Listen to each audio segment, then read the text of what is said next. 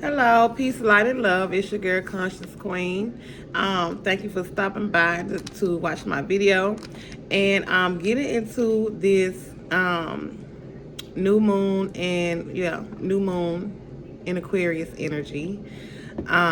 We still have the sun pretty much in that energy as well. So the energy is still relative, even though we are in the waxing crescent phase of this lunar cycle. Okay, so what that means is the moon has passed the new moon phase and it's starting to wax. So we're still in this energy, and the moon is still along its path. So, with that being said, at the start of this new moon energy for you Taurus, this energy started in your fourth house. So family is highlighted for you at this time, Taurus.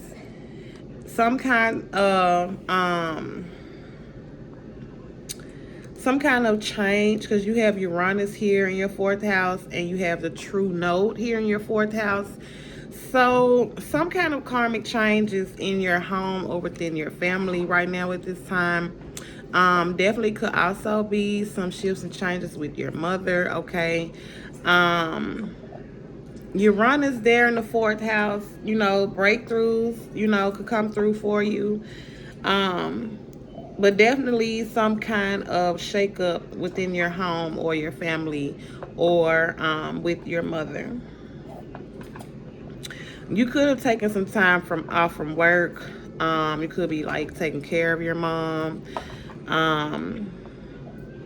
or taking care of someone, or yeah, like you're more at home. You're more so at home. The fourth house is also connected to the second house, which is Pisces.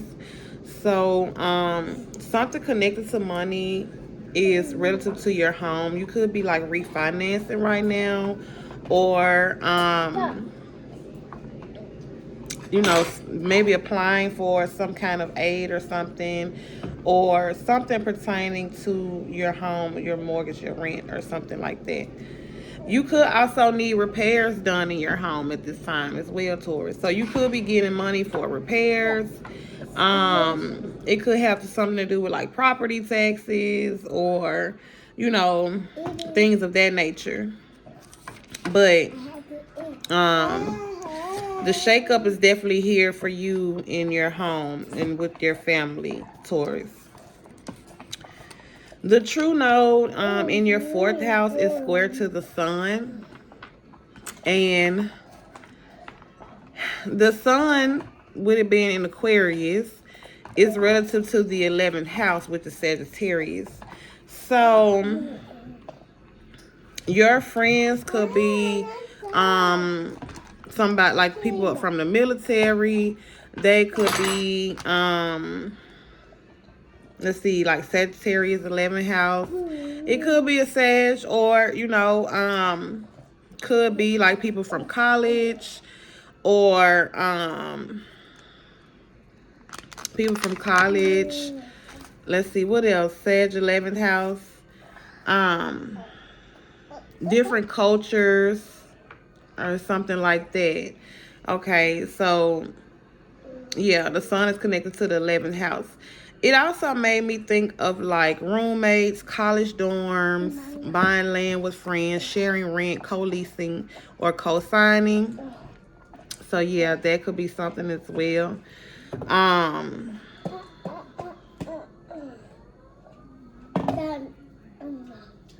Yeah, so that's what I have for you, Taurus.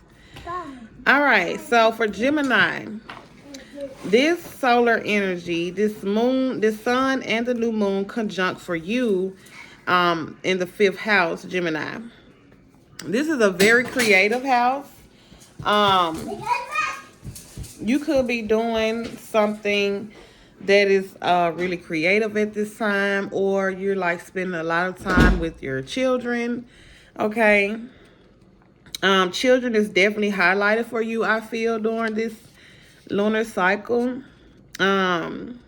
game day for kids, sports training, tryouts, competition. Could be like school programs, field trips, just like a lot of events. I feel like dates, like lunch dates and movie dates, matinees, like brunch dates, um romantic walks in the parks or on the river, just doing whatever makes you happy, Gemini. Whatever brings you joy and pleasure is the word is your oyster right now. You're in the fifth house, baby. You are adored. Okay. Romantic messages, love languages, some lovey texts. Music could be highlighted for you. Let's see. So yeah, and a lot of sex. Yeah. Sex is highlighted for you as well. Whether that be for, you know, or it could be definitely something with your children. Okay. Um,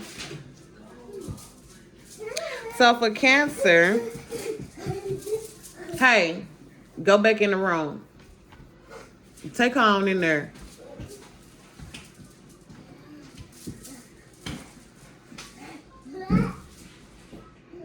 Close the door. No, you go in there with her. No, you go in there with her. What you trying to do? What are you doing? Take the doll back there. Don't go back there with no markers. Leave the markers up here. Just take the dolls. Take the dolls. Okay, play with them back there in the room, but you don't need no markers. No, you're not coloring on the dolls. Put the marker down. Okay, go ahead. Get your other one.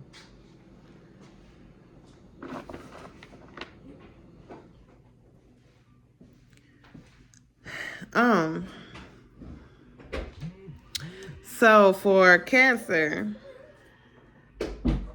we have the sixth house. The sixth house is known to be a house of open enemies. It's known to be a house of hard work. Okay, it's known to be hard work and open enemies. It's also the house of your health. So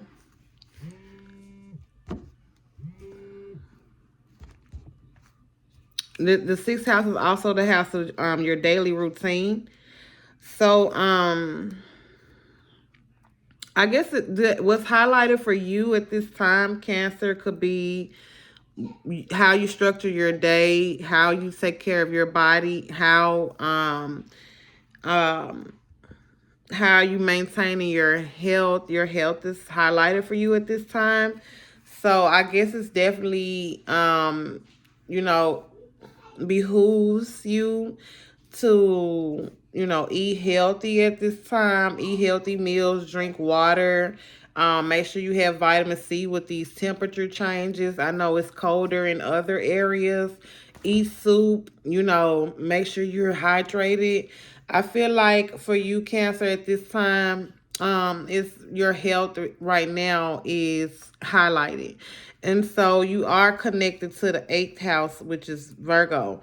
So you could be people analyzing your health, other healthcare workers as far as Virgo in the eighth house, like analyzing, your daily routine. How do you eat? What time you get up every day? Things like that. With Virgo in the eighth house, I feel like that's an analytical energy from the standpoint of other people. So you could be someone that is being cared for as well, but work and what you do every day and how you take care of yourself and your body is highlighted for you at this time, Cancer. Um,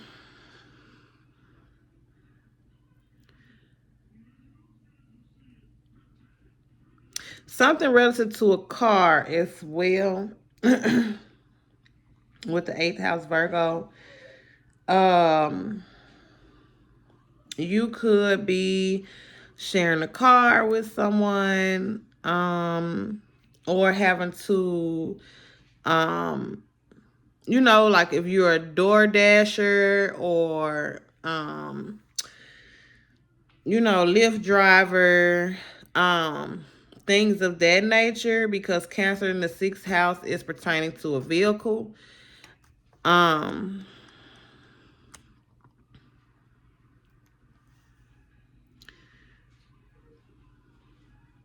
So yeah, that energy comes up. Now the 6th house is trying to the 10th house and the 2nd house. So yeah, definitely dealing with family or career or parent, and finances or valuables here for you, Cancer.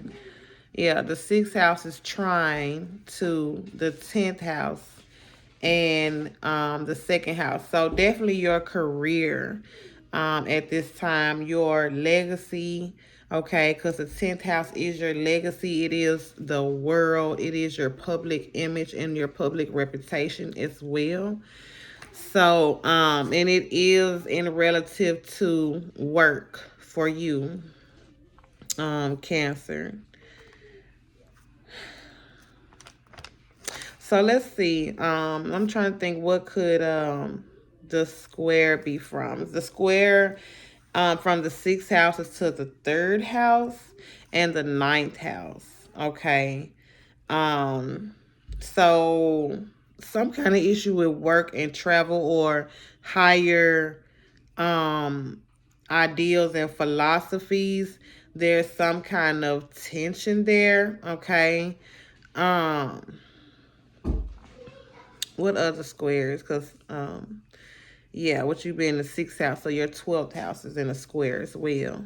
Okay, so yeah, Cancer, you are definitely highlighted in the 6th house right now. Your health is highlighted for you this month, Cancer. And work is highlighted for you. Work and your health is highlighted for you at this time, Cancer. So who's next? Leo. Okay, this is Virgo. Okay.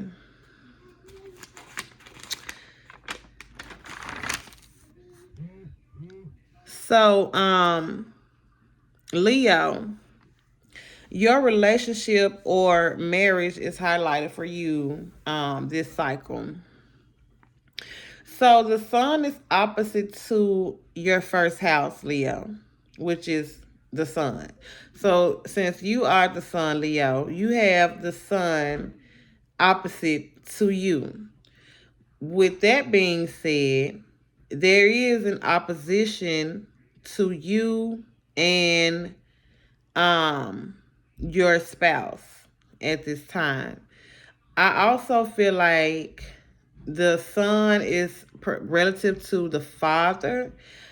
So there could be some kind of opposition or conflict or um something with your father. It could even be a comparison, or you could be a reflection of your father, okay? Because Leo is a masculine energy and the sun is the father. The sun is also your soul, okay? So, it's like you with the sun being opposite to you, which the sun is relative to the soul. I feel like it's a reflection of yourself, or a time for you to reflect on yourself, or a time to reflect on your marriage in relation to yourself. Now, something could come to light about you, Leo, to your partner. Okay. So, that energy is there as well because you have the sun in your seventh house opposite you, the sun. So, something could be revealed to your partner about you.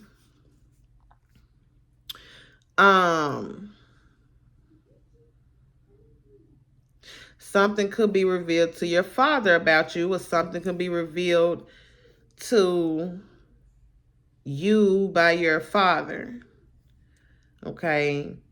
Um, you could be having conflict with like authority figures and those of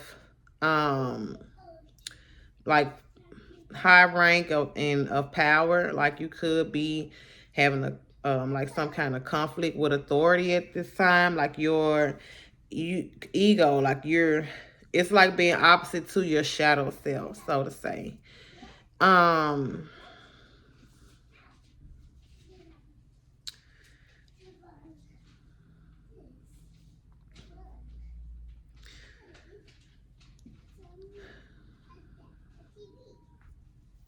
so the fifth house is connected to this seventh house, Leo. Um because we have Mars in the fifth house at this time. So Mars in the fifth house is actually your 11th house. And we have Jupiter and Aries in the third.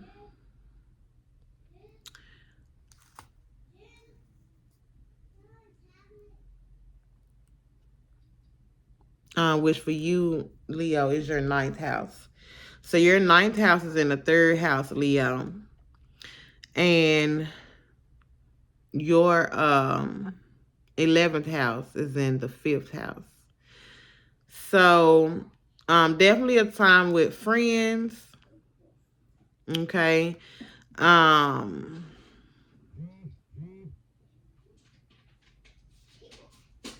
Yeah, going to events, parties, having fun.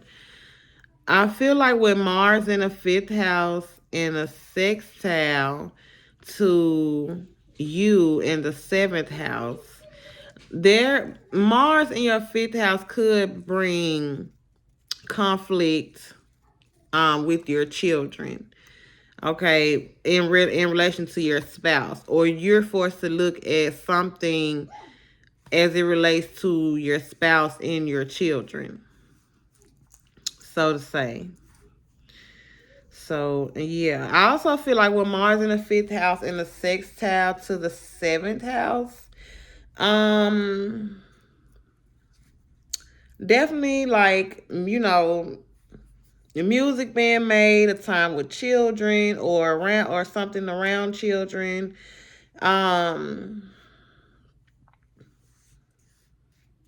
I mean, it's a really creative house. So with Mars there in the sextile to you in the seventh house, definitely a creative time, a time with children, a time of joy, and the things that bring you joy, or it could be some things with children. But I feel like with Mars in the fifth house and really in sixth house to your seventh house, you could be having some conflict with about children in relation to your marriage as well. Okay. Yeah. With Mars and Gemini in the fifth house and the sixth house to the seventh house, I already said that. Something with dealing with kids in your marriage, okay? A lot of gossip here as well in the fifth house, okay? You could find joy in listening to a lot of gossip or something like that. Yeah. So that's that for who was that? Leo. All right, and I'll see y'all at the Leo full moon. Peace.